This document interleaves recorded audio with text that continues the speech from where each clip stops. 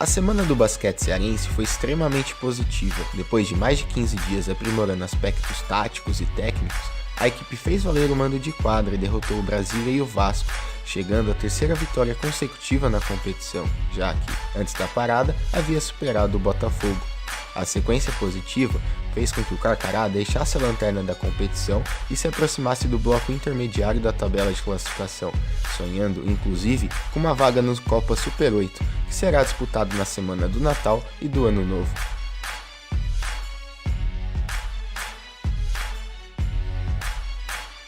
Outro time que aproveitou muito bem o período de treinos foi o Bauru Basquete. Sofrendo nesse início de temporada com o acúmulo de jogos que resultaram em inúmeras lesões, o Dragão teve tempo de recuperar boa parte de seus jogadores, dentre eles Alex.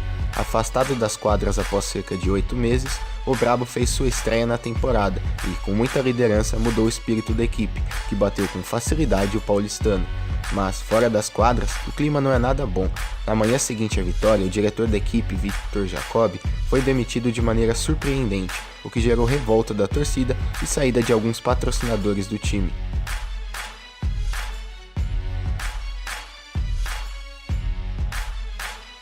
Quem não teve uma semana boa foi o Botafogo. Uma das grandes surpresas desse início de competição, acabou derrotado para o Minas e o Flamengo e viu a distância para o G4 aumentar. Diante de mineiros e cariocas, o time não apresentou a consistência defensiva e o trabalho coletivo que vinham sendo característicos no time comandado por Léo Figueiró. Ao menos, depende apenas de si para confirmar sua participação no Super 8, principal objetivo da equipe nesse fim de ano. A semana também foi negativa para o Brasília. A equipe candanga entrou em quadra apenas uma vez, mas acabou derrotada para o basquete cearense, amargando a 8ª derrota em 10 jogos, que deixa o time cada vez mais isolado na lanterna da competição. Diante do Carcará, o Brasília ficou, mais uma vez, dependente do volume de jogo de Isaac Graham, cestinha do NBB com média de 22 pontos, número insuficiente para melhorar a situação da equipe na competição. Outro que teve uma semana difícil foi o Corinthians. Apesar da campanha irregular da equipe no início da competição, o time vinha se mantendo no limite do G8, grupo que vai disputar o Super 8 em dezembro. Mas as duas derrotas para o São José e Mogi das Cruzes fizeram com que o time caísse para a 11ª colocação. Nos dois confrontos, o Timão ditou o ritmo da partida e estava muito próximo da vitória. No entanto, teve dificuldades de administrar a vantagem e fechar o jogo, dando chance para os adversários buscarem o resultado. Pentacampeão do Novo Basquete Brasil, o Flamengo aproveitou a intertemporada muito bem. Em noite que a dupla de armadores, formada por Balbi e Derek, soube municiar Marquinhos, autor de 35 pontos, a equipe não deu a menor chance para o Botafogo, conquistando uma vitória convincente, que garantiu o time de Gustavinho no Super 8 e a perseguição ao Franca, líder isolado da competição desde a 7ª rodada.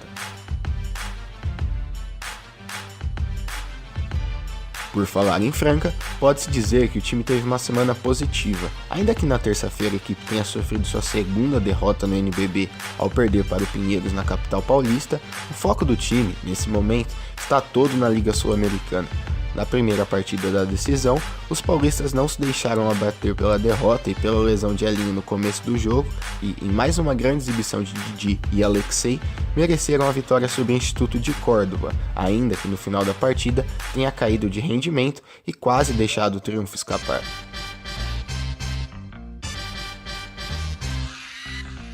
A fase do Joinville não é nada boa. Depois de um começo de competição de destaque, o time catarinense vem sofrendo nos jogos fora de casa.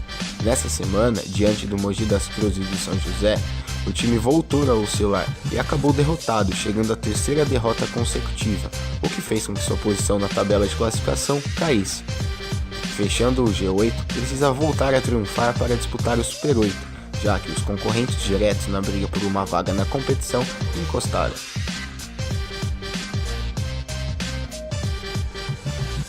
Ainda que não esteja assegurado, o Minas deu um passo fundamental para a classificação ao Super 8. Depois de mais de 15 dias sem entrar em quadra, o time de Belo Horizonte não perdeu a identidade e, no duelo direto contra o Botafogo, neutralizou as principais peças do adversário e ditou o ritmo de jogo, mostrando consistência e inteligência para conter as tentativas, ainda que discretas, de recuperação por parte do alvinegro.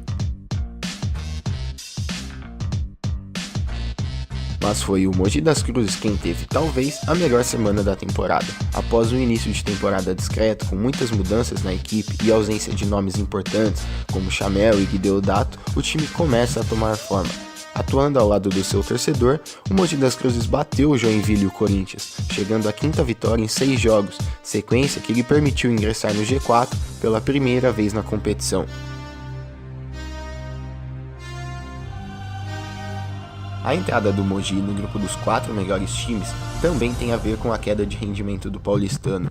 Atual campeão nacional e vice-campeão paulista, chegou a brigar pela liderança do NBB com o Franca, mas desde então vem tendo dificuldades dos dois lados da quadra. Sem conseguir encaixar uma boa sequência defensiva, perde a transição e no trabalho de 5 contra 5, sente demais a ausência de Iago, que se recupera de uma torção no tornozelo. Diante do Bauru, o CAP foi dominado completamente. Já seu grande rival vive um momento oposto. Depois da derrota para o paulistano no Clássico dos Jardins, o Pinheiros não sabe mais o que é perder. De lá para cá foram 3 vitórias consecutivas, somando a dessa semana sobre o líder Franca, que vinha de 10 vitórias seguidas na competição. Com o triunfo de terça sobre os francanos, a equipe de César Guidetti pulou para a 3ª colocação e já se garantiu na Copa Super 8. A semana também foi positiva para o São José. Depois de 5 derrotas consecutivas e jogaram o time para a vice-lanterna da competição, a Águia, mesmo sem o mesmo tempo livre de treinamento das demais equipes, se recuperou.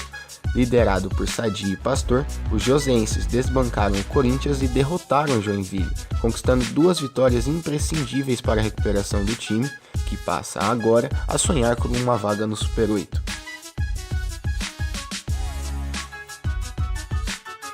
Por fim, o Vasco segue apresentando altos e baixos. Nessa semana, o Cruz Maltino atuou apenas uma vez, mas voltou a apresentar problemas recorrentes. Diante do Carcará, a defesa melhorou consideravelmente, mas as decisões equivocadas no ataque fizeram com que o desempenho defensivo de nada adiantasse. Abusando das jogadas individuais e dos arremessos de 3 pontos, ficou atrás no marcador do começo ao fim do jogo.